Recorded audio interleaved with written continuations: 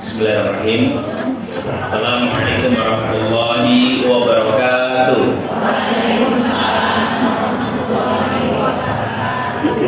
Amin ya rabbal alamin. Pertama-tama yang sangat saya hormati dan saya cintai karena Allah, kepala sekolah yang sangat kita cintai semuanya, Pak Raja, semoga beliau beserta dengan seluruh jajaran staf dan dewan guru senantiasa dalam limpah curah rahmat, ampunan, hidayah, berkah serta ridho dari Allah Subhanahu wa taala. Para bunda panitia yang sudah menyelenggarakan acara yang insya Allah sangat luar biasa ini, terima kasih, jazakumullah khairan katsir. Kayaknya para panitia yang pakai jilbab ungu ya, dress-nya warnanya hitam. Semoga ini bisa menjadi juntayan amal salih buat para bunda panitia dan juga kita semua para bunda yang hadir pada kesempatan hari ini. Semoga kita semua dalam limpah curah rahmat, ampunan, hidayah, berkah serta ridho dari Allah Subhanahu wa taala. Bismillahirrahmanirrahim. Subhanallah wa bihamdi, subhanallahil azim. Adada khalqihi wa ridha nafsihi wa zinata arshihi wa midada kalimatihi. Asyhadu an la ilaha illallah wa asyhadu anna Muhammadar Rasulullah. Allahumma shalli ala sayyidina Muhammad. Assalamu alayka ya Rasulullah sallallahu alaihi wasallam wa ala alihi wa ashabihi wa man tabi'ahum bi ihsan ila yaumiddin. Rabbi a'udzu bika min hamazati syayatin wa a'udzu bika rabbi yahdurun. Subhanaka la ilma lana illa ma 'allamtana innaka antal alimul hakim. Shadaqallahul azim wa sadaqa Rasulullah sallallahu alaihi wasallam. Alhamdulillah, puji syukur kehadirat Allah Subhanahu wa taala. Pada hari ini Allah izinkan kita untuk bermajlis, berkumpul di tempat yang insya Allah penuh dengan keberkahan dari Allah Subhanahu wa taala untuk menunaikan sebuah syariat yang menjadi sebuah ikhtiar kita dalam membersamai tumbuh kembang dan pendidikan anak-anak kita sekolah di MI Nurul Falah. Semoga bukan hanya sebatas melepas kewajiban ya bunda, tapi ini kesadaran kita tentang pentingnya sebuah ilmu. Bahkan seorang ulama besar namanya Imam Ahmad bin Hanbal rahimahullah, beliau mengatakan seharusnya kebutuhan diri kita terhadap ilmu lebih utama daripada tubuh kita membutuhkan makan dan minum. Saya mau tanya bunda, kalau kita nggak makan nggak minum dampaknya apa? Lemes, ya. Sehari, kenapa? Pingsan bunda. Bisa pingsan, terus emosi jiwa karena salah tri ya, dan lain sebagainya bunda. Bahkan bisa mengakibatkan kematian kalau itu lebih dari 3 hari. Ya, kita bisa nggak makan, tapi kita nggak mungkin kalau nggak minum. Saya ulangi, kita bisa nggak makan, tapi kita nggak mungkin kalau nggak minum. Karena apa? Sebagian besar dari tubuh kita itu isinya adalah cairan. Maka kita butuh untuk terus minum. Nah, ulama besar ini mengatakan bahwa butuhnya kita dengan ilmu itu seharusnya lebih utama daripada butuhnya tubuh kita terhadap makan dan minum. Artinya saking pentingnya ilmu itu. Bahkan ulama mengatakan untuk mengejar dunia dengan ilmu, mengejar akhirat juga dengan ilmu. Nah, saya ingin menyampaikan begini bunda. Imam Syafi'i mengatakan, dan ini berkaitan dengan apa yang disampaikan oleh Imam Ahmad tadi, bahwa kalau kita nggak mau capek-capek menahan lelahnya belajar, maka kita harus siap menahan sakitnya karena kebodohan. Karena nggak punya ilmu bodoh kan bunda? Dibelokin orang kan ya, dibodohin orang dan lain sebagainya. Yang paling parah adalah bunda, punten banget, kalau salah beli handphone masih bisa diganti, betul? Masih bisa ditukar. Mau di-upgrade silakan kalau dananya ada ya. Yang bahaya itu kalau salah ngambil ilmu dan salah mendidik anak-anak, celakanya sampai ke akhirat.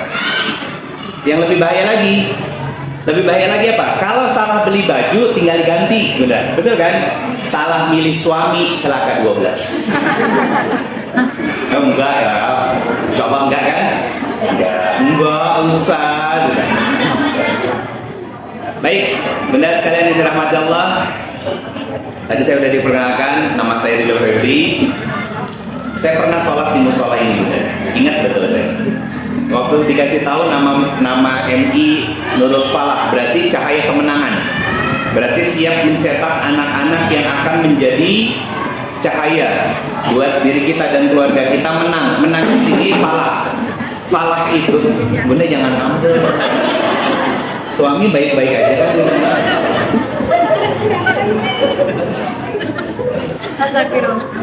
Falah itu ya, ada kalimat falah, hayya 'alal falah, kemenangan, kebahagiaan. Kalau di Quran surat ke-23 ayat 1, qad aflahal mu'minun. Aflah, satu akar kata Bunda, falah dengan aflah, artinya kebahagiaan. Artinya saat kita menyekolahkan anak-anak kita di sini, berarti kita sedang mempersiapkan anak-anak yang akan tumbuh menghadirkan kebahagiaan dan kemenangan buat orang tuanya, bukan hanya di dunia tapi di surganya Allah Subhanahu wa taala. Sudah? Sudah apa belum? Jangan jawab insya Allah, saya nggak percaya insya Allah ini orang Indonesia. Nah, ayo, sudah. Besok lusa Bunda meninggal, kira-kira anak yang hampir setiap hari main game online itu di rumahnya, kalau di sini belajar, bisa nggak ngirimin doa Allahumma firli wali walidayya warhamhuma kama rabbayani shaghira setiap harinya? Bisa nggak anak laki-laki ini menyelenggarakan jenazah untuk kita? Ya, mohon maaf, kadang saya suka aneh sama sekolah-sekolah ini. Kenapa? Judulnya sekolah Islam, tapi ada kurikulum manasik umroh.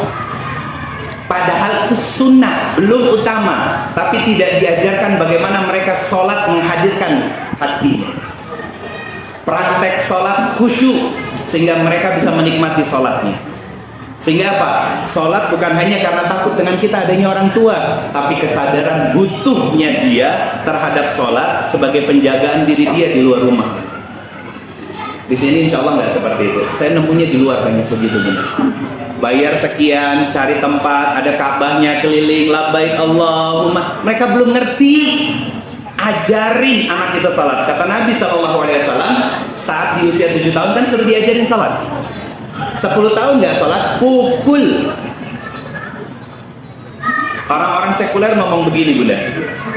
Wah, berarti Islam agama yang mengajarkan untuk kekerasan kepada anak-anaknya. Salah. Dari 7 tahun sampai 10 tahun ada berapa tahun? 8, 9, 10, 3 tahun 1000 hari orang tua memberikan keteladanan dan contoh kepada anak-anak yang tentang sholat seperti apa. Betul nggak?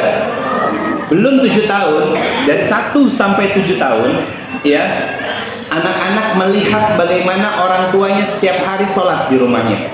Berarti ada 3650 hari anak itu melihat teladan di dalam rumahnya untuk mengerjakan sholat. Jadi wajar kalau dalam 3600 hari anak kita masih belum juga mengerjakan sholat.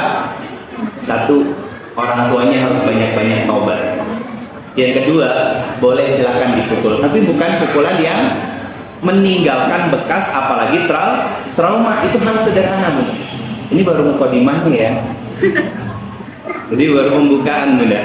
Alhamdulillah, satu nikmat dan kesyukuran buat saya, Bunda. Saya tinggal di Cilenyi, Komplek Bumi Panyawangan. Saya bukan orang Sunda, Bunda. Saya bukan orang Sunda, Bunda. Jadi punten kalau ada nanti ceplas-ceplosnya saya keluar kalimat bahasa Sunda yang kurang berkenan. Saya orang Padang campur Jawa, Bunda. Ya, Padang campur Jawa. Alhamdulillah bisa silaturahmi hari ini dengan tema yang luar biasa, Bunda. Mendidik anak dengan fitrah Al-Quran dan Sunnah, dan hadis dan Sunnah. Gampang loh, Bunda. Kalau mau menghadirkan anak-anak yang tumbuh sesuai dengan fitrahnya, dekatkan kita sebagai orang tua juga dengan Al-Quran. Tadi saya tanya sama kepala sekolahnya, sama Pak Praja, tadi salah satu siswa yang maju ke depan katanya hafalannya yang paling banyak ya. Ada 18 juz, udah 20. Mana tadi? Namanya Ibrahim. Orang tuanya yang mana? Ibunya yang mana? Ah?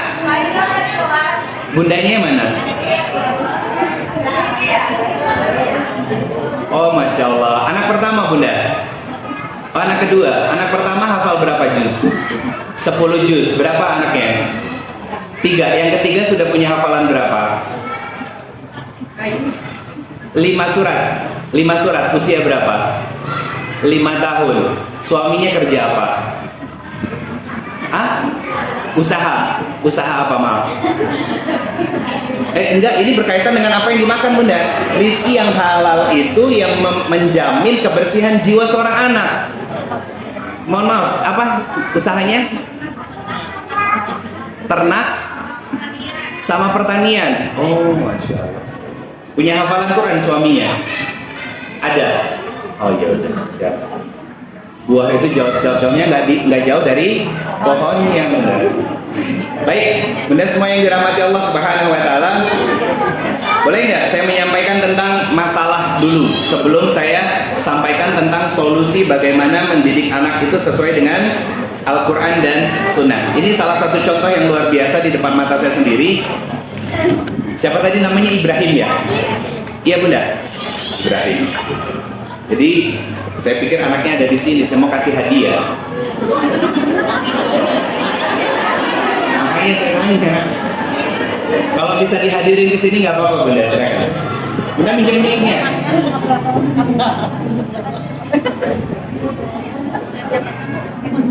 Bismillah. Bunda semua yang dirahmati Allah.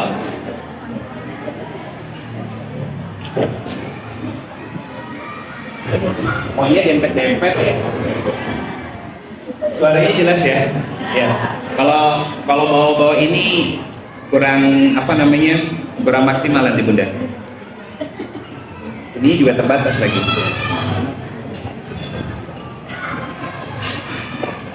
Baik. Satu hal yang harus kita tahu dulu, Bunda, tentang permasalahan anak-anak zaman sekarang. Yang pertama, anak-anak zaman sekarang itu masalahnya adalah masalah yang jadi ini akan jadi ujian kita sebagai orang tua. Apa? Anak zaman sekarang suka segala sesuatunya instan, pengen cepat, Bunda, pengen cepat. Maaf, agak mundur kali Pak, nggak apa-apa. Ya.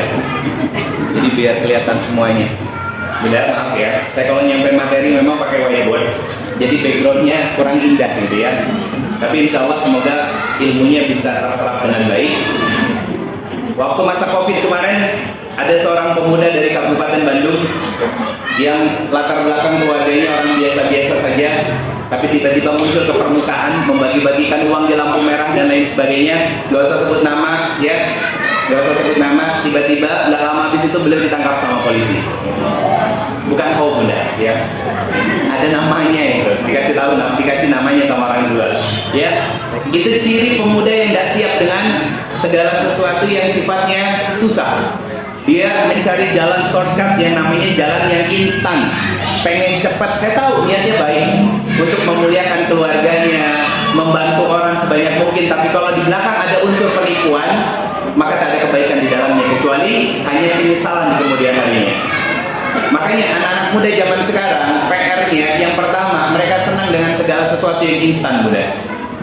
Yang kedua, anak muda zaman sekarang, ya, ini jadi PR dan pertimbangan untuk Bunda sebagai orang tua nanti ke depannya.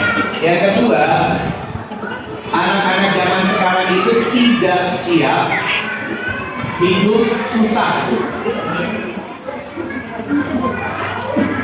Anak-anak zaman sekarang itu mereka tidak siap hidup susah. Mohon maaf. Oh, sayang. Sini sayang. Kelas berapa? Kelas 6.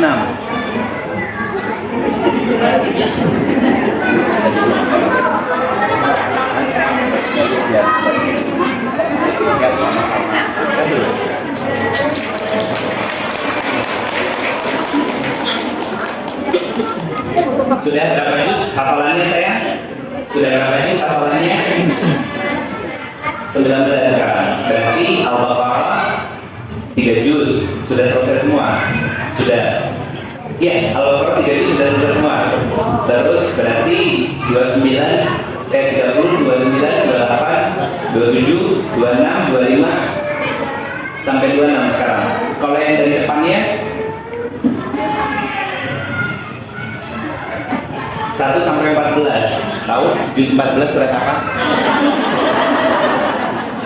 Ngebul. Saya cita-citanya pengen jadi apa? Sini. Cita-citanya pengen jadi apa? Jadi apa? Jadi penghafal Al-Quran. Kenapa pengen jadi penghafal Al-Quran? Pengen masuk surga. Masuk sendiri apa orang tua? Manggilnya Abi atau Umi? Mama sama papa. Yang ngajarin ziyadah biasanya siapa? Papa. Kalau untuk merojaannya sama siapa? Sama papa juga. Bagus. Karena memang seharusnya yang mengajarkan anak itu adalah seorang ayah, bukan ibu. Terus kenapa sekarang majelisnya penuh sama ibu? Karena hari kerja. Betul kan? Itu paling gampang jawabannya. Cita-citanya boleh apa aja, tapi jangan pernah tinggalin ya. Karena saat siapa namanya saya Ibrahim menghafal Al-Quran, pasti pelajaran yang lain gampang untuk di pelajaran. Suka dapat peringkat dan itulah. Nah, nggak apa-apa. Yang penting punya hafalan Quran. Karena gini, ini om ya, S1, S2 nggak ada urusannya sama ilmu agama, nggak kepake sama siapa. Yang penting ngerti tambah-tambahan, bisa lancar bahasa. Kenapa ngerti tambah-tambahan? Biar nggak belanja uang 100.000 dibohongin sama orang nantinya. Iya. Nanti kalau sudah hafal Quran, mau pesantren. Kayaknya mau pesantren. Nanti kalau sudah selesai pesantren, kuliahnya kalau nggak di Mesir di Al-Azhar. 15 tahun lagi nanti kita tawarkan.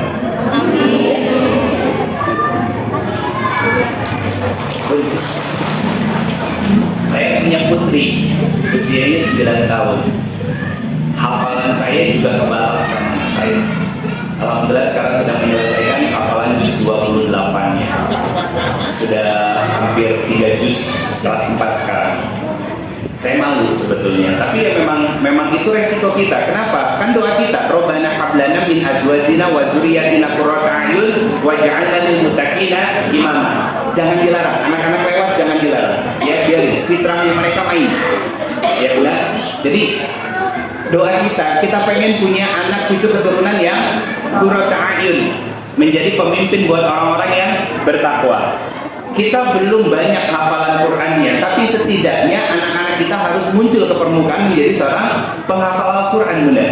Sebelum saya bahas itu tentang bagaimana metode orang-orang terbaik dahulu mendidik dan membesarkan anak-anaknya sehingga keluar menjadi sosok-sosok yang unggul, bukan dalam hal urusan dunia, tapi urusan akhiratnya. Saya ingin menyampaikan apa yang menjadi permasalahannya dulu, Bunda. Ya, biar solusinya saya munculkan itu match. Yang kedua, anak-anak zaman sekarang tidak siap hidup secara susah. Coba maaf Bunda, maaf banget. Punya tampang, punya suara, qasidahan, diupload di media sosial viral, ya, sampai dapat centang biru, followernya ratusan bahkan ratusan ribu bahkan sampai jutaan. Kemudian diundang ke sana sini, mengangkat harkat dan martabat orang tuanya. Mungkin nggak mereka akan datang tanpa ada tawar-menawar nominal dan angka? Mustahil. Karena apa? Judulnya sudah populer, apalagi sudah masuk ke apa-apa yang viral itu suka diundangnya sama brownies gitu. Habis itu pokoknya tinggal tunggu tenggelamnya kalau udah masuk ke situ, ya. Kalau udah masuk TV itu udah lain lagi dan lain sebagainya, Bunda. Saya katakan, Bunda, anak-anak itu belum waktunya mereka. Ibarat tunas, ya, tidak punya akar yang kokoh, maka akan siap untuk tumbang pokoknya.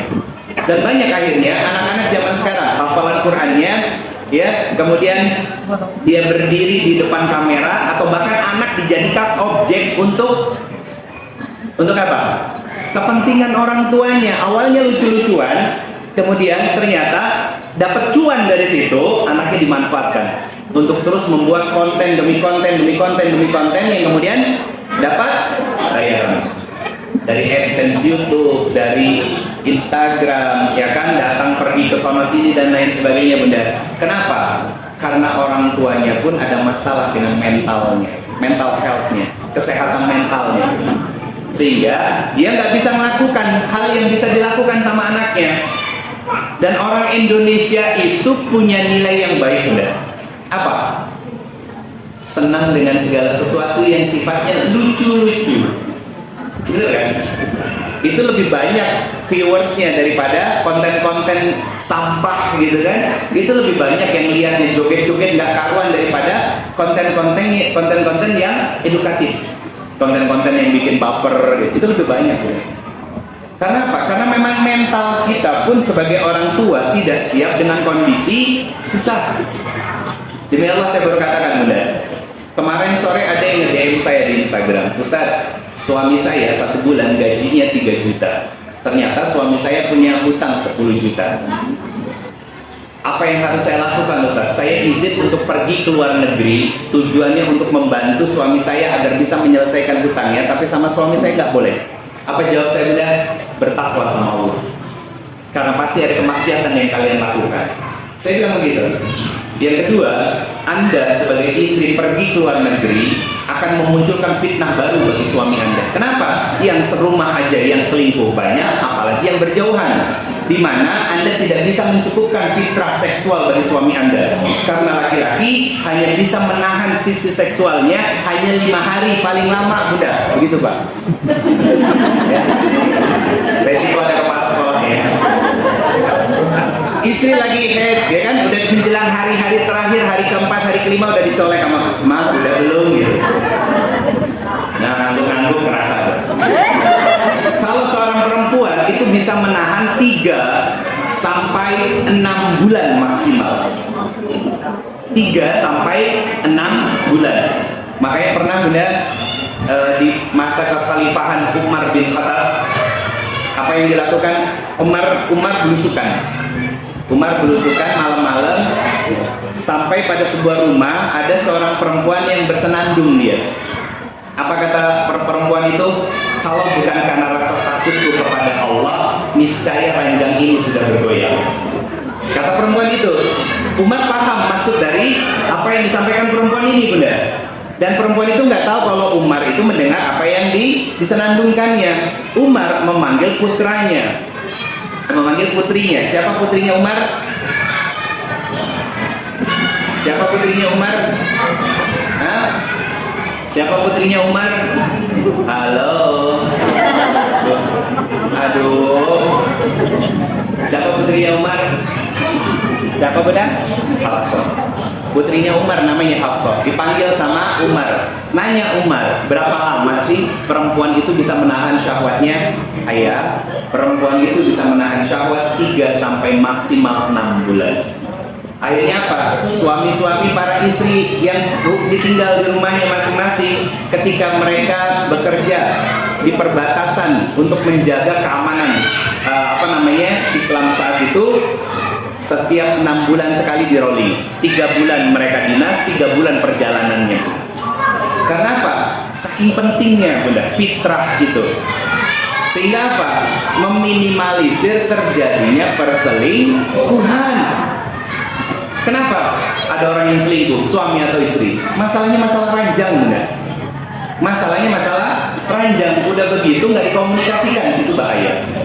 Masalah ranjang bukan hanya hubungan suami istri, anak-anak juga menjadi masalah berikutnya. Jadi saya ingin melanjutkan tentang yang ini. Yang kedua, anak-anak zaman sekarang tidak siap dengan kondisi yang susah. Yang ketiga, Bunda, anak-anak zaman sekarang itu antisosial. Betul nggak? Dalam rumah, weekend, di depan meja makan, anak kita ngapain? Selain makan, mainan handphone. Diajak ngobrol nyambung nggak mereka? Siapa yang bikin mereka seperti itu?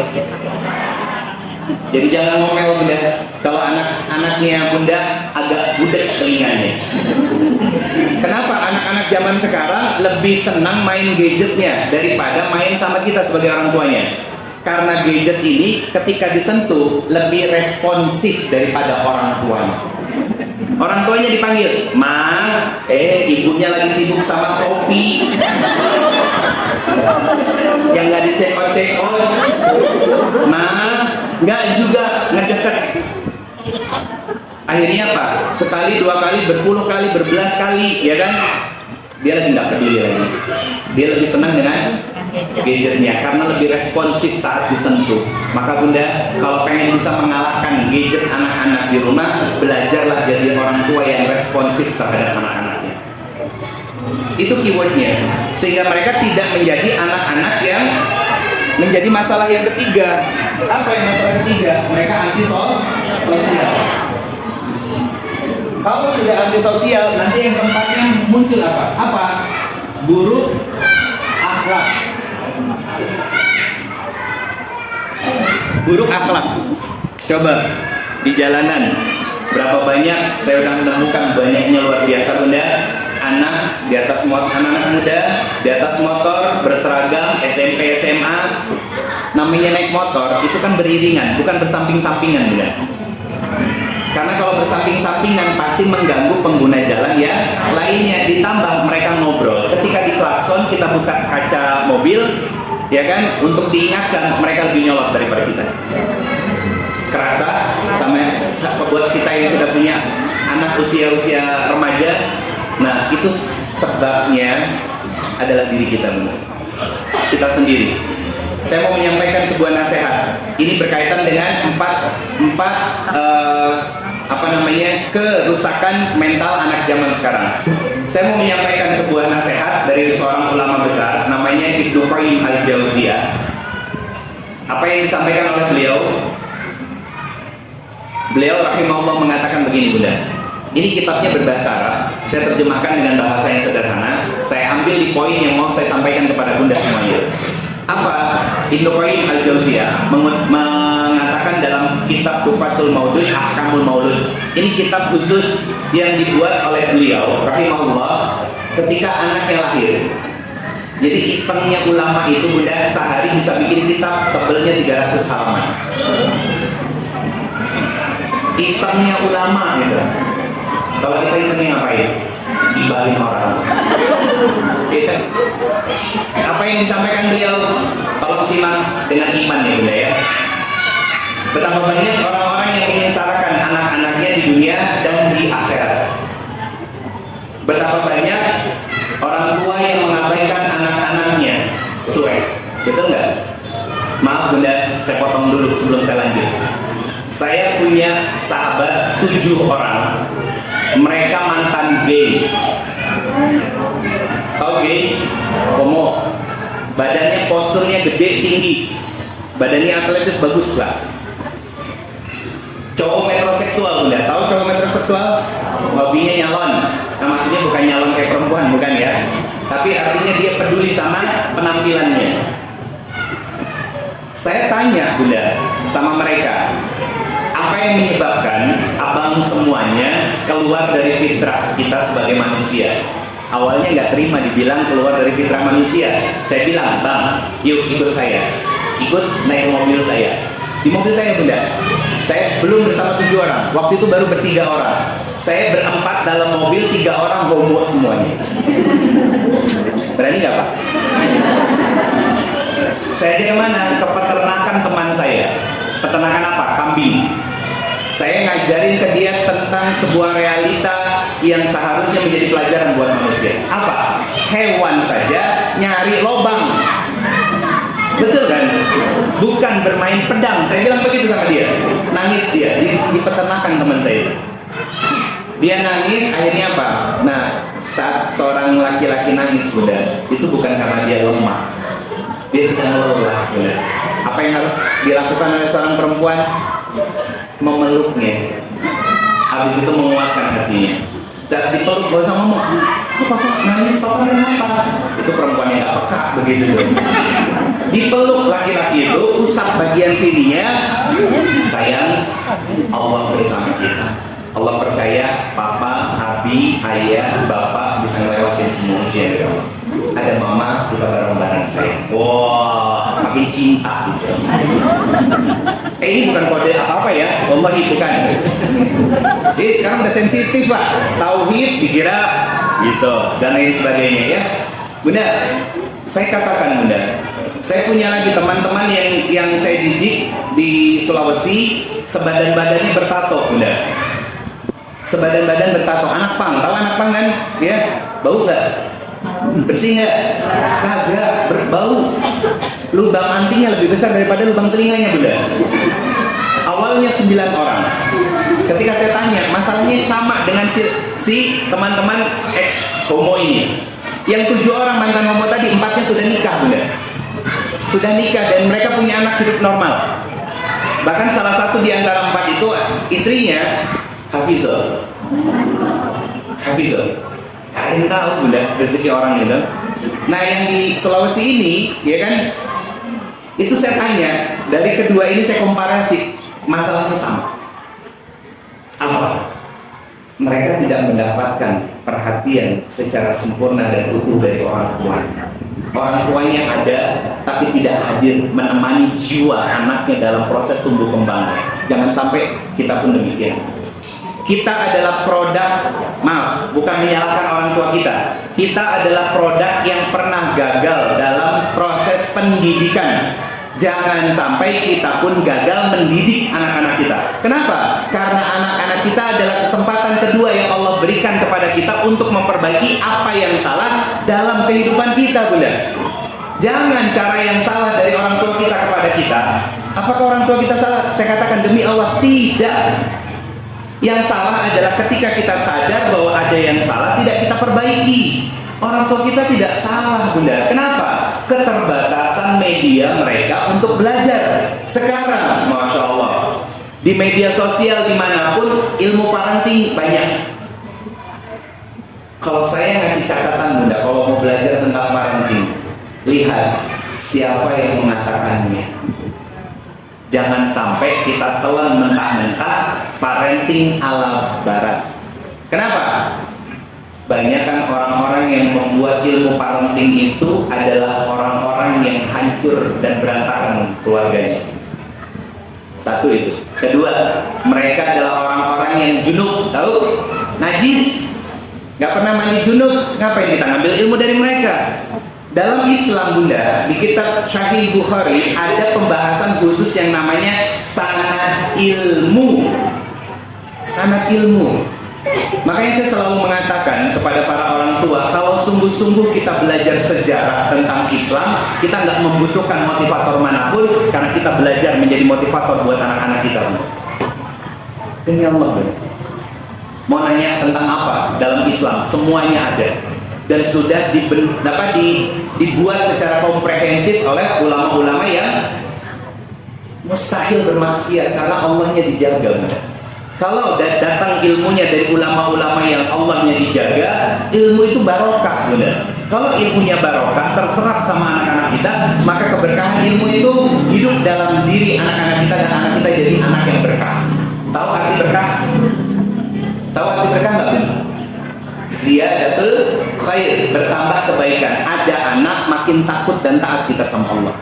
Ada anak makin cinta sama Allah dan Rasulnya. Ada anak menjadi jembatan paling dekat menuju surganya Allah Subhanahu wa Ta'ala. Bukan menjadi anak yang menghadirkan fitnah, masalah. Bahkan maaf, anak-anak adua lakum, anak-anak durhaka. Yang kadang 2 minggu yang lalu kalau nggak salah, awal bulan, ada yang hari Sabtu nonton Damai Indonesia tuh TV One. Sesi terakhir saya, kebetulan itu acaranya saya sama Kiai Khalil Nafis pas Damai Indonesia tuh 2 minggu yang lalu, Bunda. Di sesi terakhir saya ditanya sama Mas Sofyan sebagai hostnya. Beliau nanya sama saya, Ustaz, ada nggak sih anak durhaka? Saya katakan, anak durhaka itu nggak ada. Yang ada dan banyak orang tua yang durhaka sama anak-anaknya. Betul nggak? Mau ngaku nggak gitu? Bunda, apa ciri anak durhaka itu? Nggak mau taat sama orang tuanya. Kita marah mengatakan anak kita durhaka. Baru sekali melihat kesalahan anak kita sudah mengatakan anak kita anak durhaka. Allah melihat kita bermaksiat berpuluh-puluh kali, beratus-ratus kali. Apa Allah pernah mengatakan kita sebagai hamba yang durhaka? Atau orang tua yang durhaka? Demi Allah tidak. Betul ya? Coba, kita sering ada kata-kata dayut dalam Al-Quran. Ya, dayut itu buat laki-laki dan perempuan, benar. Kalau laki-laki dayus berarti membiarkan istrinya keluar rumah tidak menutup aurat, itu suami dayus.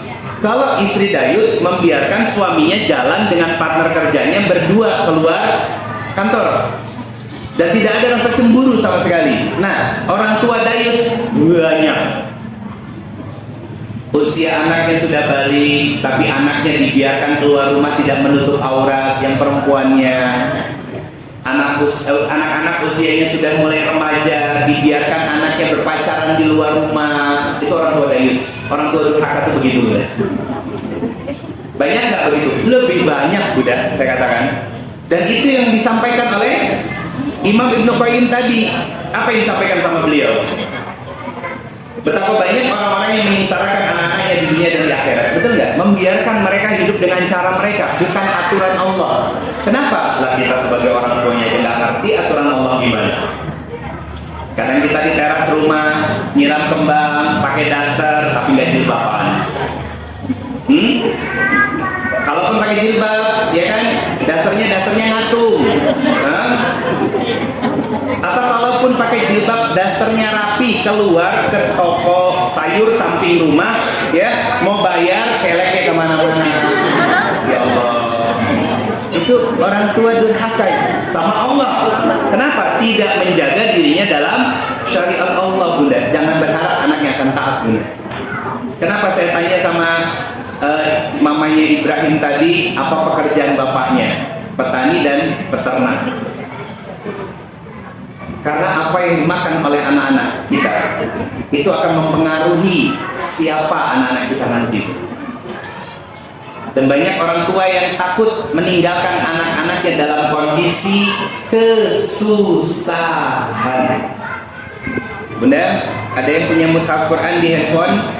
Buka Quran surat keempat, surat An-Nisa, ayat ke-9. Surat An-Nisa, surat keempat, ayatnya ke-9. Apa yang disampaikan Allah? Saya bacakan terjemahannya. Dan hendaklah takut orang-orang tua yang sekiranya mereka meninggalkan keturunan yang lemah di belakang mereka dan khawatir akan kemiskinan terhadap diri mereka. Siapa? Anak-anaknya. Oleh sebab itu, hendaklah mereka bertakwa kepada Allah dan hendaklah mereka berbicara yang benar. Benar, ini ada pesan dari Allah. Banyak dari kita orang tua yang rela nabung deposito, ada bunganya nggak? Ada bunganya nggak? Riba nggak?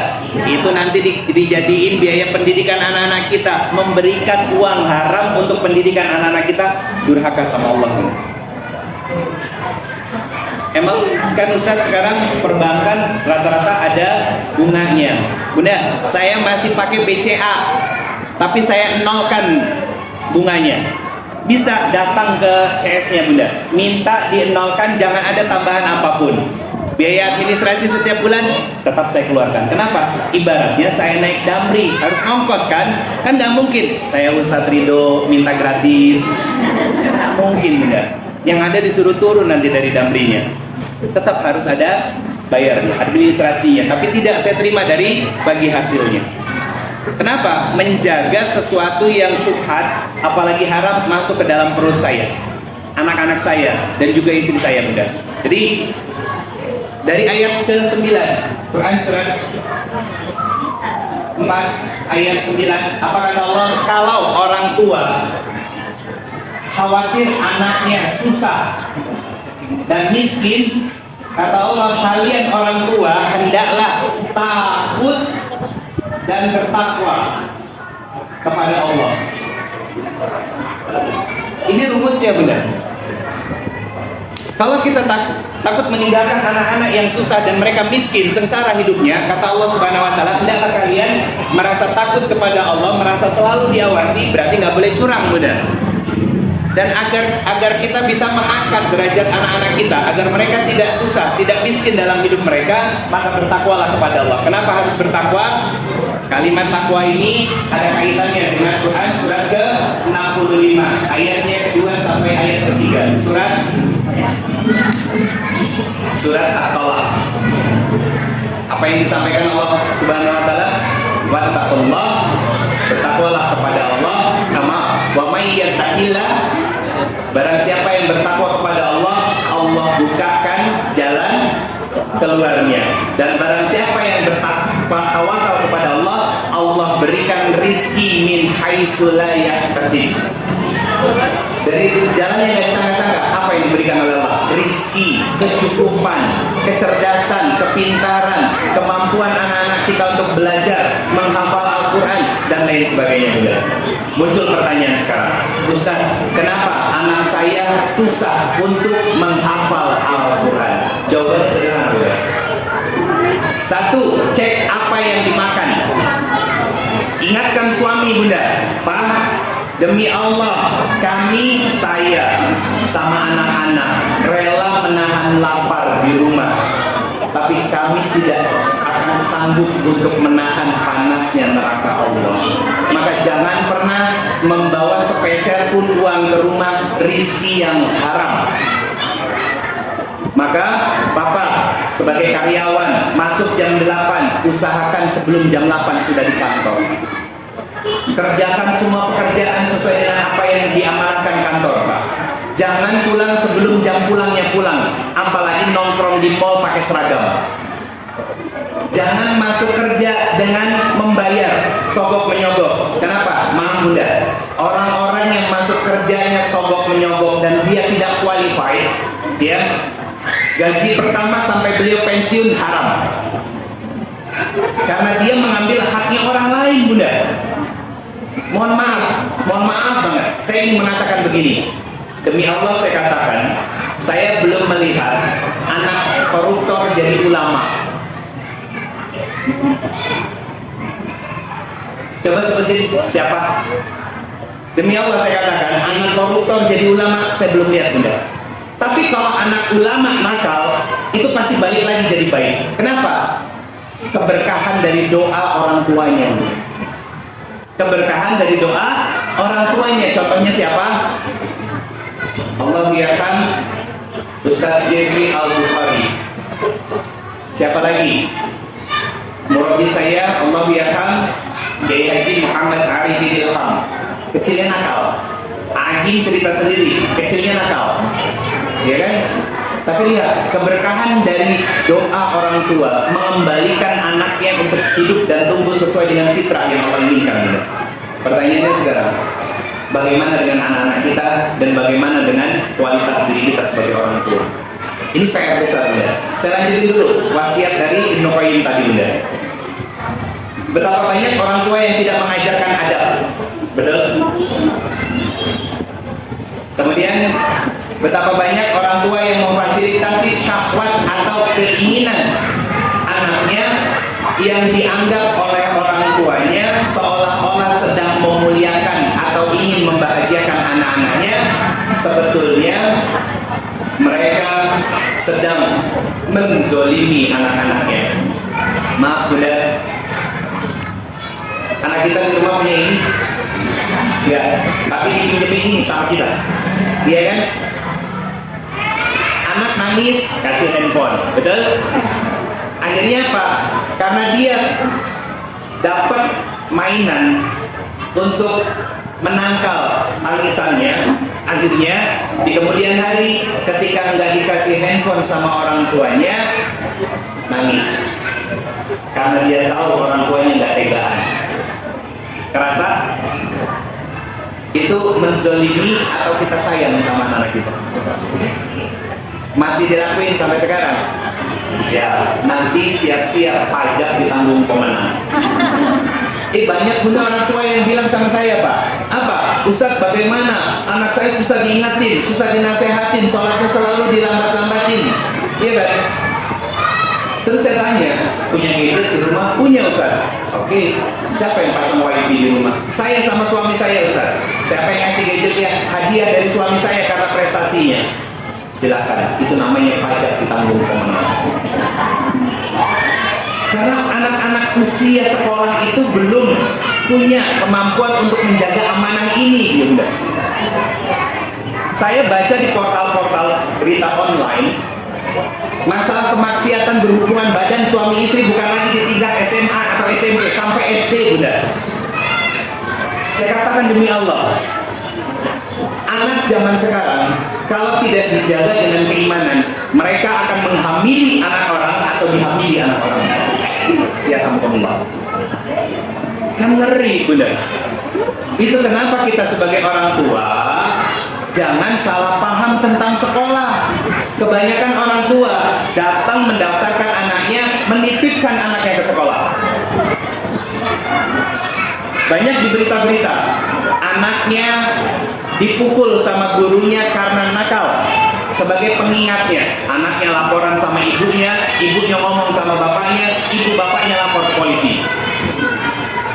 Anak-anak generasi strawberry hanya lahir dari rahim-rahim orang tua yang bermental strawberry. Tahu mental strawberry?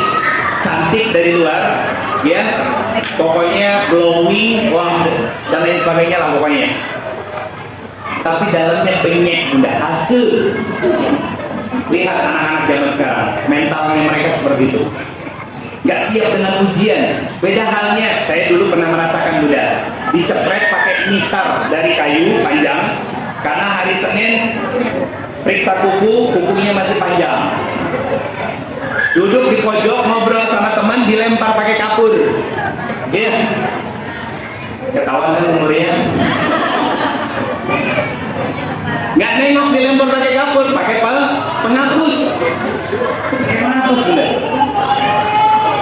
Terus kita dibegituin sama guru kita, laporan sama babe, diomelin sama bapak. Betul nggak? Akhirnya apa? Jiwa kita, mental kita tough, nggak struggling, nggak bermasalah mentalnya. Sedangkan anak-anak zaman sekarang, karena selalu dimanjain sama orang tuanya, akhirnya apa? Mental mereka nggak siap dengan segala perubahan yang ada. Mereka mentalnya nggak kokoh. Akhirnya apa? Akhirnya muncul suka dengan yang instan. Aku nggak mau, ma, aku nggak percaya diri. Ngeri, Bunda. Maka sesuai dengan temanya, bagaimana solusinya menghadirkan kita sebagai orang tua ini menjadi sebuah konsep pelajaran, Bunda. Pelajaran di dalam rumah kita bersama dengan suami kita. Saya titip sampaikan salam kepada suami, sampaikan materi yang hari ini disampaikan kepada suami untuk menjadi kurikulum di dalam rumah kita bersama dengan suami dalam mendidik anak-anak kita, Bunda. Pertama,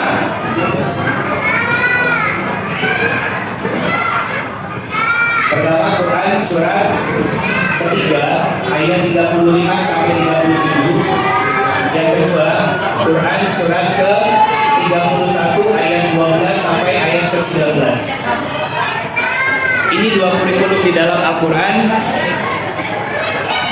untuk bisa menghadirkan generasi unggul di dalam rumah kita, Bunda. Yang pertama, Quran surat ketiga, surat Ali Imran, ayatnya ayat ke-35 sampai ayat ke-37. Apa yang disampaikan oleh Allah? Ada 3 konsep awal untuk menghadirkan anak-anak yang berkualitas dari rumah, Bunda. Nanti saya sampaikan di antara beberapa contoh-contoh orang-orang yang pernah hidup sebagai pembelajaran buat kita. Pertama, suara ini kedengeran? Ya. Yang pertama, kita harus punya visi atau tujuan. Benar? Apa sih tujuan kita? Punya anak, pengen punya anak yang soleh dan solehah. Kenapa tadi saya nanya sama mamanya Ibrahim? Ibrahim punya kakak, Ibrahim punya adik, dan semuanya punya hafalan Quran. Bunda, saya katakan begini, Bunda. yang namanya visi tujuan. Kita bukan cuma ngomongin tentang jumlah anak. Pengen punya anak 4, 5, 6. Saya katakan lebih baik anak sedikit daripada berkualitas daripada anak banyak tapi merusak. Apa dibalik? Lebih baik punya anak banyak tapi berkualitas daripada sedikit merusak. Akan lebih bagus lagi banyak ataupun sedikit tapi berkualitas, benar. Nah, ini konsep yang Allah hadirkan di dalam Al-Quran. Quran surat ketiga ayat 35 sampai 37 itu kisah hidupnya siapa? Imran, benar. Beserta dengan istrinya. Siapa nama istrinya? Hannah. Istrinya Hannah. Ibnu Katsir mengatakan rahimahullah yang istrinya Imran namanya Hannah. Nah, saat Hannah istrinya Imran hamil di ayat 35 dia berdoa kepada Allah, ya Allah, kalau ini anaknya laki-laki maka aku akan jadikan anak ini sebagai penjaga Baitul Maqdis. Itu tujuan namanya, visioner itu namanya. Nah, sekarang kita punya anak 2, 1, 3. Kalau 3, 2 ini belum, jangan disalahartikan sebagai pilkada ya bunda ya. Ini jumlah anak. Saya agak sensitif benar demi Allah. Masalahnya saya pendakwah gitu. Takutnya nanti dikira mempromosikan salah satu pasangan demi Allah. Berapapun jumlah anak kita, pastikan bunda punya tujuan mau jadi apa anaknya. Itu yang paling penting. Tujuannya apa? Jelas. Ya Allah, saya pengen anak saya menjadi seorang arsitek. Putri saya bunda usianya 9 tahun. Saya tanya cita-citanya apa? Dia mau jadi dokter gigi. Dia bilang begitu. Saya bilang, sayang, Soleha, kakak boleh jadi apapun. Yang paling penting kakak punya hafalan Quran. Itu cita-cita dia 1 tahun yang lalu bunda. Dia sering dampingin saya kalau lagi weekend keluar kota, dakwah, safari dakwah. Akhirnya cita-cita dia berubah. Apa? Ayah, kakak pengen jadi ustazah. Kata dia gitu. Boleh nggak ayah kalau kakak kuliah di Al-Azhar? Kaget saya kan? Loh, kakak tahu dari mana Al-Azhar? Dia ustazah waktu itu pernah ngomong di kelas tentang universitas, salah satu universitas yang bagus buat belajar ilmu agama selain di Saudi, itu juga ada di Mesir, namanya Al-Azhar. Salah satu universitas tertua, bukan yang nomor 1, tapi salah satu yang tertua di dunia. Jauh nggak ayah Al-Azhar? Dia naik pesawat saya bilang gitu dan lain sebagainya. Artinya anak itu akan tergerak dengan sendirinya saat kita memberikan sesuatu yang betul-betul penuh dengan keberkahan yang masuk ke dalam mulutnya, ke dalam pikirannya terutama. Karena pikiran itu kan berkaitan dengan informasi, ya kan? Kalau informasi yang diterima sama dia dan dilihat sama dia, bapak ibunya sering berantem, maka akan jadi anak-anak child free nantinya. Tahu? Yang sempat populer, orang Islam, perempuan suami istri tinggal di negara sekuler, begitu otaknya ini muda. Gak mau punya anak katanya. Kenapa? Karena ada rasa trauma dalam jiwanya dia. Jangan bunda. Atau anak kita perempuan ngelihat bapaknya sering marah-marah sama ibunya, terus dia bilang sama ibunya, ma, aku besar nanti aku nggak mau nikah, bahaya. Kata Nabi SAW, kalau nggak mengikuti sunnah Nabi, menikah adalah sunnah Nabi. Kalau tidak mengikuti sunnah Nabi, maka bukan termasuk bagian dari umatnya Rasulullah SAW. Anaknya laki-laki ngelihat ibunya sering diomelin, dimarahin, diberikan sikap kasar sama bapaknya, anak laki-lakinya akan dendam dalam jiwanya. Marah bunda, tapi emosinya nggak rilis. Nah ini bahaya. Kalau anak emosinya nggak rilis, itu nanti menjadi inner child. Saat dia dewasa, maka dia akan mengulang kesalahan bapaknya terhadap ibunya dulu dan dia lakukan kepada istrinya bunda. Jadi kalau punya suami dia marah sama kita sebagai seorang istri, meletup-letup bunda. Marahnya itu di luar kontrol, ya, atau bahkan silent treatment, mendiamkan kita, ya, diajak ngobrol menghindar, menyelesaikan masalah menghindar dan lain sebagainya, selamat, suami Anda punya inner child. Itu. Bagaimana cara menyelesaikannya? Harus dengan seseorang yang ahli. Artinya adil, Bunda. Ratusan pasangan datang ke rumah saya, Bunda, ketemu saya sama istri. Rata-rata saya katakan 90% suami istri yang datang ke rumah, suaminya punya inner child. Suaminya punya inner child. Cirinya, dia nggak bisa mengungkapkan pendapatnya. Ya udahlah, terserah mama aja itu mah. Itu bukan bijaksana. Dia nggak punya sikap. Kenapa? Saat kecil dia nggak melihat sosok role model ayahnya mengambil sikap sebagai seorang ayah. Sehingga yang tertanam dalam pikirannya dia, laki-laki harus seperti ayah, terserah ibu. Atau ada suami yang selingkuh, suami kecentilan, kuningin, gampang akrab, berdua-duaan, ngobrol akrab dengan perempuan yang lain. Itulah ciri suami yang dididik oleh bapaknya yang punya sifat yang sama. Jadi dulu ketika suami kita kecil melihat bapaknya biasa berinteraksi dengan bebas dengan perempuan, atau mungkin bapaknya pernah selingkuh, dia tahu sebagai anak ibunya nggak bisa berbuat banyak, hanya bisa mendoakan kebaikan buat suaminya, buat bapaknya dia. Terekam sama dia. Karena begini, Bunda, apa yang dilakukan sama anak-anak kita nggak semuanya adalah hal-hal yang pernah diajarkan oleh kita. Karena anak-anak itu tumbuh dalam keteladanan. Kita sebagai orang tua di dalam rumah. Jadi anak itu merekam, melihat dan merekam bagaimana tingkah kita sebagai istri, tingkah suami istri, tingkah suami kita dan lain sebagainya. Itu direkam sama mereka. Anak saya, Bunda, pernah nanya begini sama saya. Saya memang fokus di dunia parenting. Waktu itu saya ngisi di Masjid Jogokarian di Jogja. Pembahasannya tentang rumah tangga. Ya, anak saya duduk di depan sama istri saya. 2-3 minggu setelah kepulangan dari Jogokarian itu, anak saya nanya begini, ayah, kakak mau cerita sesuatu boleh nggak? Boleh saya. Kenapa? Tapi ini kakak yang cerita ya, bukan suruh sama bunda, kata dia begitu. Terus kakak mau cerita apa saya? Terus dia cerita, Bunda, ayah, kakak itu pernah dengar ada nasihat dari Ustadz Ridho. Dari siapa? Dia lagi ngomong sama siapa? Kakak pernah dengar nasihat dari Ustadz Ridho, kalau istri lagi ngambek itu kan dipeluk. Kemarin bundanya ngambek, kenapa gak dipeluk sama ayah? Marah nggak kita kalau dibegituin sama anaknya?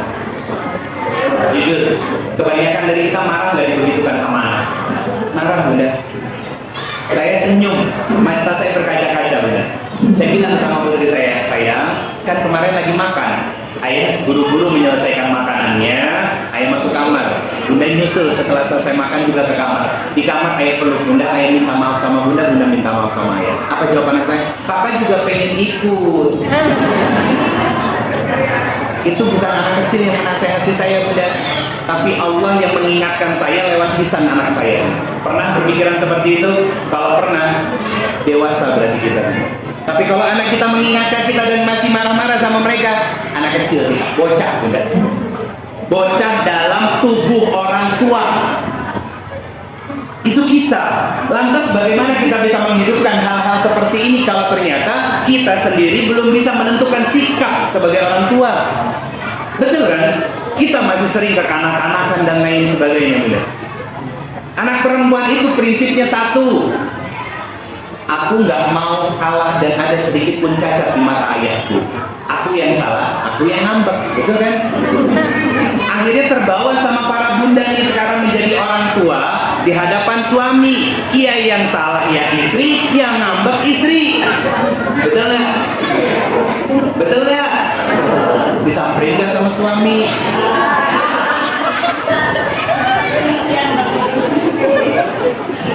Bunda, saya mau bilang begini, kalau suami bunda sudah ngaji, punya guru, paham agama, pakai sikap seperti itu ampuh, Bunda. Karena apa? Laki-laki yang udah ngaji hatinya lembut, peka dia. Lah kalau suami kita ngaji ketemu guru aja jarang, sholat 5 waktu emang dijaga. Tapi kan hal seperti itu butuh ilmu, udah. Butuh ilmu. Kesalahan kita modal nikah itu 2. 1, modal cinta. 2, modal harta, pekerjaan. Lupa sama yang ketiga, udah. Apa? Ilmu. Bagaimana menjadi seorang suami memperlakukan kebengkokan istrinya. Kan sikap barusan itu kebengkokan istri. Iya, istri yang salah, istri yang ngambek, masuk ke kamar, banting pintu, jeger. Suaminya ngapain? Pas keluar dari kamar, tidur di sofa. Itulah yang sering membuat para istri kecewa, Bunda. Apa? Berharap suaminya mengerti jalan pikiran dan perasaannya. Saya mau tanya, itu suami apa dukun? Sampaikan, Bunda, biar suami tahu, Pak, kalau mama lagi salah, tolong ini mah dipeluk. Iya, Bunda, betul nggak? Nggak ada obat bagi seorang perempuan diskusinya, istrinya ngotot, gampang, Bunda, berdiri sampingnya, antuk, diem dia, tenang hatinya, nggak ada lagi kegelisahan di dalam dadanya, nggak mau lagi dia ngomong. Kenapa? Udah dipeluk sama suami, nyaman. Kalau masih ngomong, feeling guilty dia, malu. Malu, bener. Iya, suami gua udah baik, gua yang salah, kok dia yang minta maaf, kan gitu. Itu kalau konsep rumah tangganya sudah seperti itu, ini menghidupkannya gampang. Saya katakan mudah. Karena apa? Sebagai sepasang suami istri, dia punya visi dan tujuan yang jelas. Pengen punya anak apa? Anak ahli Quran, ahli hadis, kemudian ahli fikih dan lain sebagainya. Pengen punya, Pak, Mama masih pengen buka pabrik lagi deh. Kita tambah 2 lagi yuk anaknya. Saya tahu Bunda melahirkan itu sakit, tapi satu nikmat besar yang Allah berikan kepada perempuan dan tidak diberikan kepada laki-laki, perempuan itu punya dan diberikan satu hormon oleh Allah yang tidak diberikan kepada laki-laki. Apa? Hormon melupakan rasa sakit saat melahirkan. Betul ya? Kalian pernah ketemu orang tetangga, teman atau orang yang tunji setahun hiji, ya? Anak yang pertama lahir Januari, anak kedua lahir Desember. Nifas selesai langsung hamil. Ada yang begitu? Ada, Bunda. Sepupu saya sendiri, kakak yang tertua lahir Januari, kakak yang nomor 2 lahir Desember. Habis itu kakak sepupu saya yang ketiga lahir beberapa tahun setelahnya. Ada liburnya, Bunda. Silakan, Bunda, diskusikan sama suami, tapi pastikan visinya jelas, tujuannya jelas. Tujuannya, anak 3 sudah sekolah di sini, yang 2 di MI Nurul Falah. Pingin yang 2-nya lagi ini punya hafalan Quran yang nanti menjadi ahli Quran dan ahli hadis. Atau kalau mereka jadi arsitek yang hafal Quran dan jelas, Bunda. Kenapa? Pak, kita tuh kurang ilmu, kita tuh kurang bekal. Semoga kita ngedidik anak-anak kita jadi yang soleh dan soleha. Itu bisa nyelamatin kita di hadapan Allah nanti. Itu tujuan namanya, visi. Baik, yang kedua, setelah visi atau tujuan, carikan guru terbaik. Carikan guru terbaik. Ketika Maryam binti Imran lahir, siapa yang mendidiknya? Bukan Imran, Bunda. Karena saat Maryam lahir, Imran sudah meninggal. Maryam dititipkan kepada guru terbaik. Siapa namanya? Zakaria alaihi salam, seorang nabi, pamannya Maryam, masih kerabat dekat dari Imran, Bunda. Artinya Bunda sudah memasukkan ke MI Nurul Falah, walaupun bukan sekolah tahfiz Quran, tapi saya tanyakan, saya ngobrol tadi sama Pak Praja sebagai kepala sekolahnya. Alhamdulillah sampai kelas 6 target 3 juz itu banyak yang terpenuhi. Belajar ilmu agama 10 jam di sini. Kita kan korban sekolah-sekolah negeri, Bunda. Iya kan? Yang belajar agama seminggu cuma 2 jam. Gimana mau pintar ilmu agama kita kan? Kadang 1 jam, betul kan? Nah itu Bunda, sudah menyekolahkan di sini, pastikan kita juga terlibat dengan agenda kegiatan sekolah. Untuk apa? Mengupgrade ilmu diri kita, Pak. Kalau bisa bikin kebijakan, Pak. Tambahannya, bagi rapot wajib suami istri yang datang. Biar suami tahu, Pak, perkembangan anak-anaknya. Suami, ibu semua nih, saya, kita nih para suami, taunya tahu jadi. Dan kurang ajarnya suami kita. Ini yang ngomong suami dulu ya. Kurang ajarnya para suami apa?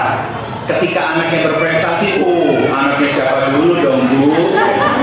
Kerasa? Ketika anaknya salah, ibu gimana sih ngajarinnya? Kerasa begitu? Pernah ngalamin? Ah, selamat. Itu pajak ditanggung pemenang. Sekolahan anak saya Bunda, sekolahan putri saya. Kalau bagi rapot, nanti bagi rapot tanggal 16 insya Allah, itu orang tua suami istri wajib ikut. 15 menit duduk di depan guru iman, karena pelajarannya cuma 2. 7 tahun sekolah pelajarannya cuma 2. Pelajarannya iman sama Quran. 15 menit duduk di depan guru Quran, 15 menit duduk di depan guru iman, mendengarkan penjelasan dari orang tuanya tentang perkembangan kepribadian dari anak-anak kita, dari hafalannya, dari bacaannya, interaksi sosialnya, kepeduliannya dan lain sebagainya. Selesai, saya tanda tangan, rapotnya bisa dibawa pulang. Tapi kalau cuma istri saya yang datang, pernah 2 kali, karena saya pernah lagi safar di dakwah. Kesalahan saya waktu itu lupa memasukkan jadwal bagi rapotnya putri saya Bunda. Istri saya datang ke sekolahan, dijelaskan seperti tadi, tanda tangan istri saya tidak, karena yang wajib menandatangani adalah bapaknya. Terus rapotnya dibawa nggak? Enggak, hanya diperlihatkan saja. Akhirnya apa?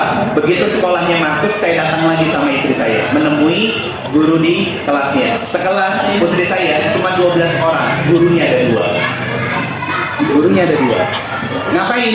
Mendengarkan penjelasan dari gurunya, dari ustazahnya. Kemudian apa? Saya tanda tangan, rapotnya saya bawa pulang. Harus Pak. Jadi ayah tuh tahu perkembangan anaknya bagaimana di sekolah. Bukan cuma kita doang yang akhirnya nanti para istri, para ibu jadi bulan-bulanan untuk apa? Disalahin. Pakai dalil lagi nyalahinnya. Bu, gimana ibu ini ngedidik anak-anak? Kok bisa anak kita jadi seperti ini? Kan Al-Madrasatul Ula. Saya kalau ketemu suami kayak gini pengen saya getok pakai ini Bunda. Nyalahin para istri. Yang namanya gerbong itu gimana lokomotifnya? Sekolah itu betul, ibu adalah sekolah, madrasah buat anak-anaknya, tapi yang namanya madrasah punya kepala sekolah. Siapa kepala sekolahnya? Suami. Yang namanya suami bikin kurikulum begini, tahu sebagai suami tujuannya mau ngapain. Makanya saya tanya, kenapa saya tanya sama Ibrahim? Siapa nak yang ngajarin ziyadah dan murajaah? Apa? Bangga saya bilang, dengernya bangga. Kenapa nggak saya tanyakan sama bundanya tadi? Yang namanya ibu bisa menutup aib keluarganya, tapi kalau anak mustahil berdusta. Itu Bunda, anak itu jujur dari lisannya. Makanya saya tanya, siapa yang ngajari murojaah sayang? Papa. Ziyadah sama siapa? Papa. Langsung saya balik badangan, karena yang mendidik anak itu seharusnya adalah seorang ayah, bukan ibunya. Bukan ibunya Bunda. Kenapa? Karena di dalam Al-Quran ada 14 dialog ayah dengan anaknya. Bahkan mohon maaf Pak, ini kita para laki-laki ya, Nabi Yakub alaihissalam, ya, Nabi Yakub alaihissalam di Quran surat kedua ayat 133 mengatakan kepada anak-anaknya dikumpulin. Kapan? Saat Nabi Yakub menjelang wafat. Apa yang disampaikan oleh Nabi Yakub? Ya bunayya ma ta'buduna min ba'di. Wahai anak-anakku, siapa yang akan kalian sembah sepeninggalku nanti? Kata siapa? Nabi Yakub. Artinya seorang ayah punya kewajiban untuk menjaga, mendidik, merawat, memelihara keimanan dari anak-anaknya, terutama secara umum juga keluarganya juga. Karena dia tahu visinya, bagaimana seharusnya menjadi seorang suami dan juga bagaimana menjadi seorang ayah. Sehingga apa? Visinya jelas. Akhirnya apa? Dia carikan sekolah terbaik, bukan menitipkan anak, tapi karena ingin juga sama-sama belajar sebagai orang tua bagaimana mendidik dan merawat anak yang menjadi amanah dalam kehidupan kita. Yang ketiga, Bunda, Setelah guru terbaik, berarti ini kaitannya dengan sekolah, ya. Yang ketiga yaitu lingkungan terbaik. Lingkungan terbaik, lingkungan tempat tinggal juga. Kita sesoleh-solehnya kita sebagai orang tua ngedidik anak dengan kesolehan dan kesolehan kita, tapi kalau kita tinggal di tengah-tengah saritem, pasti ke bawah rusak. Saritem zaman dulu ya, bukan zaman sekarang. Masih ada nggak sih? Oh, nggak tahu. Bagus sudah. Kalau jawabnya masih ada, saya bakal tanya pernah ke situ ya. Nggak udah. Sebaik-baiknya kita kalau tinggal di tempat lingkungan yang rusak, pasti kebagian rusak. Pastikan memilih lingkungan yang baik. Kalau lingkungannya tidak baik, maka jaga anak-anak kita kebaikan fitrahnya dalam rumah. Cukup. Rumah adalah benteng. Dan kita sebagai orang tua adalah asuransi terbaik buat anak-anak kita lewat kesolehan kita sebagai orang tua. Saya katakan lagi, asuransi terbaik bagi anak-anak adalah ketakwaan dan kesolehan orang tuanya. Itu asuransi terbaik. Baik, udah. Yang terakhir saya sampaikan dengan singkat, ya. Yang keduanya, baru habis itu silakan sesi tanya jawab. Saya nggak dikasih tahu sampai jam berapa, makanya saya senang-senang aja nyampein materinya udah.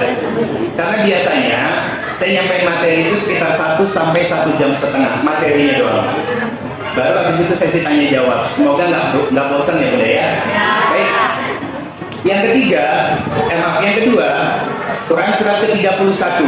Nah, Bunda, ini metode awal berkaitan dengan anak atau calon anak, ya, yang bahwa ketika anaknya sudah lahir, apa saja yang harus kita ajarkan kepada anak-anak kita, itu pun ada 3. Quran surat ke-31 surat Luqman.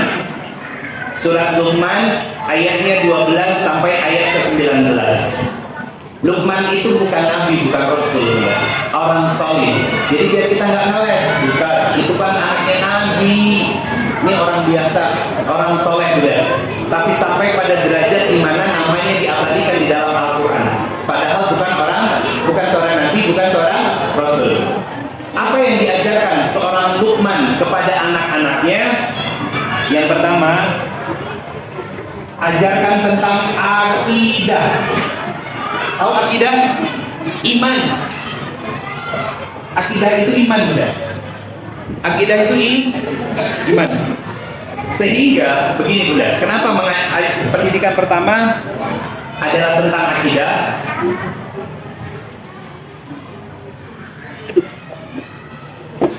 Karena anak kita di dalam rumah saat ada kita, itu mereka masih bisa mengerjakan sholat. Tapi saat keluar rumah, kita nggak melihatnya, kita nggak menatapnya, kita nggak membersamainya, apakah kita masih bisa menjamin anak-anak kita mengerjakan sholat? Belum. Itu kenapa ada sebuah kisah nih, Bunda, tentang dialog iman. Kisah seorang sahabat namanya Sahal bin Abdullah. Sahal bin Abdullah. Usia 3 tahun, anak kecil ini dibawa sama orang tuanya untuk bertemu dengan Rasulullah SAW. Minta didoain sama Rasulullah SAW agar menjadi anak yang soleh. Sesampainya bertemu dengan Rasulullah SAW, selain mendoakan, ternyata Rasulullah mau menasehati anak kecil ini, Bunda. Anak usia 3 tahun dinasehatin sama Nabi. Apa? Wahai anakku, wiridkan kalimat ini, kata Nabi SAW. Apa kalimatnya? Allah melihatku, Allah menyaksikanku, Allah membersamaiku. Wiridkan itu setiap hari, setiap menemani abimu sholat, setelahnya wiridkan itu. Akhirnya apa, Bunda? Sampai dewasa, Allah melihatku, Allah menyaksikanku, Allah membersamaiku, itu didawamkan sama dia menjadi wiridan kehidupan dia. Saya mau tanya, anak dari kecil dinasehati seperti itu, mau nggak dia maksiat? Karena dia udah sadar Allah melihat dia, Allah menyaksikan dia, dan Allah membersamai dia. Maka saya malu kalau saya melakukan kemaksiatan. Maka saya malu kalau keluar rumah saya nggak sholat, saya nggak menunaikan apa yang menjadi haknya Allah. Saya malu kalau dari rumah saya menutup aurat, di luar rumah saya buka, dan lain sebagainya. Itu iman namanya. Makanya Bunda, dialog-dialog antara orang tua di dalam Al-Quran itu disebut dengan dialog iman. Karena kebanyakan dari kita sebagai orang tua mendidik anak-anak itu dengan kalimat perintah. Betul nggak? Betul nggak? Nah, kalau jam segini masih belum sholat, sholat gi. Pernah nggak menjawab secara langsung pertanyaan dari anak-anaknya Bunda? Ma, Umi, Ibu, Bunda, kenapa sih kita harus sholat? Pernah nggak ditanya begitu sama anak-anaknya? Belum. Belum. Pernah? Jawabnya apa Bunda? Jawabnya apa kalau pernah?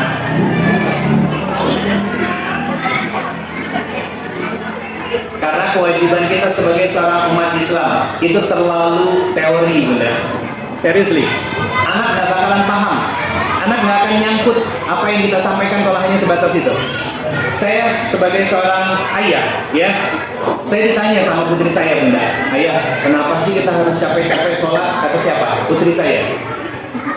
Saya jawab, saya senyum kan, ini anak udah mulai kritis.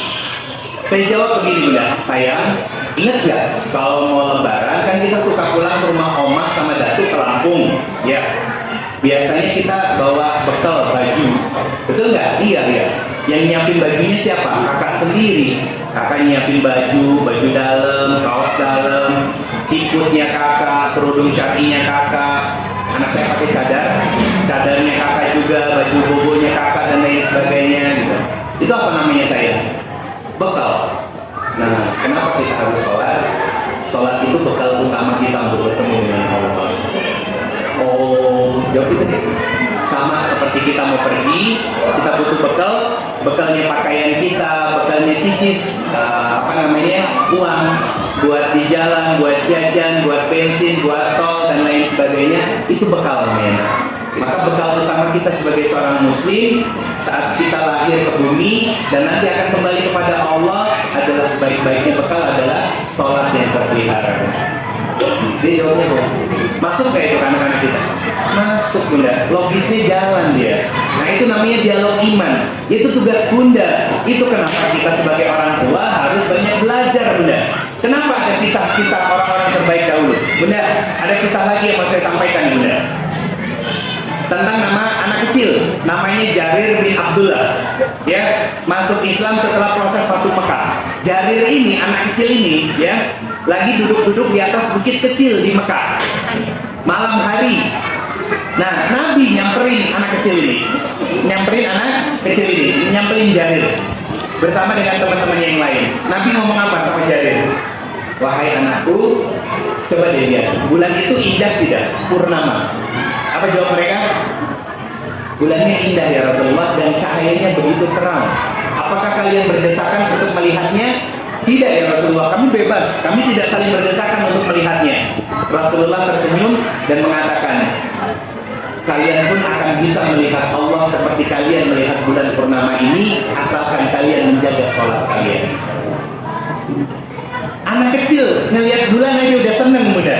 Begitu indah, begitu terang. Nabi menanamkan keimanan ke dalam jiwa mereka. Nanti kalian bisa melihat Allah.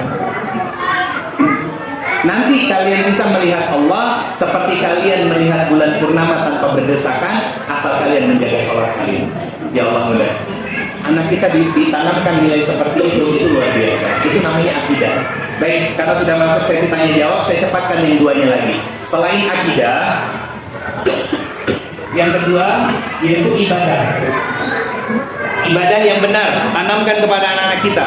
Jangan sampai menyimpang dengan apa yang disyariatkan oleh Allah dan Rasulnya. Yang ketiga, tanamkan akhlak yang baik.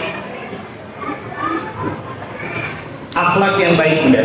Akhlak yang baik itu tumbuh dan lahir dari anak-anak yang memiliki keimanan yang kokoh dalam jiwa mereka. Itu yang ingin saya sampaikan. Terakhir, kita masuk sesi tanya jawab ya. Saya ingin menyampaikan Bunda kisah dari seorang sahabat namanya Abdullah bin Abbas, sepupunya Nabi. Di usia 13 tahun duduk di atas onta bersama dengan Rasulullah SAW, berjalan bersama Rasulullah. Anak 13 tahun. Mungkin ada yang seusia dengan anak-anaknya Bunda. Apa yang diwasiatkan sama Nabi? Ya bunayya ihfadillaha yahfadka. Wahai anak-anakku, jagalah Allah, niscaya Allah akan menjagamu. Jagalah Allah, niscaya kau akan dapati Allah ada di hadapanmu. Jagalah Allah dan hanyalah minta kepada Allah, niscaya apapun yang kau minta Allah akan berikan. Itu dialog iman, Bunda. Nah, nasihat itu tertanam dalam jiwa seorang Abdullah bin Abbas hingga dia besar, menjadi ahli Quran, ahli hadis, ya. Kemudian salah satu dari sahabat yang meriwayatkan hadis Nabi terbanyak, masuk dalam kategori 4 terbesar. Yang nomor 1 Abu Hurairah, yang kedua adalah Aisyah, dan seterusnya, Bunda. Pertanyaan saya sederhana, Bunda. Kenapa nasihat ini tertanam dalam jiwa seorang anak kecil lewat satu ucapan yang disampaikan oleh Nabi SAW? Saya jawab begini, Bunda. Bukan karena Nabi SAW yang menyampaikan nasihat dan pesan itu. Kenapa? Nasihat itu bisa terekam oleh seorang anak kecil ini sampai dewasa, sampai dia wafat. Karena anak kecil ini mengidolakan siapa yang menasehatinya. Karena pertanyaannya, kenapa nasihat kita, ajakan kita, dorongan kita, support kita kepada anak-anak kita belum didengar sama anak-anak kita? Jawabannya ketemu. Karena kita bukan orang tua idola buat anak-anak kita. Allah Maha Bisawab. Itu yang bisa saya sampaikan pada kesempatan hari ini. Bagaimana membangun visi tujuan sebagai orang tua, sehingga mencarikan guru dan sekolah terbaik untuk anak-anak kita, agar tidak salah dalam informasi yang diterima sama anak kita, dan tumbuh bibit keimanan dalam jiwa mereka. Jaga mereka dalam lingkungan yang baik. Kemudian tumbuhkan 3 aspek utama dalam kehidupan seseorang: akidah, iman, ibadah yang benar, akhlak yang terpuji kepada anak-anak kita. Semoga anak-anak kita dengan ini bisa tumbuh sesuai dengan fitrahnya. Allahu a'lam bishawab. Saya kembalikan lagi ke MC. Bunda, kalau ada yang ingin bertanya silakan. Assalamualaikum warahmatullahi wabarakatuh.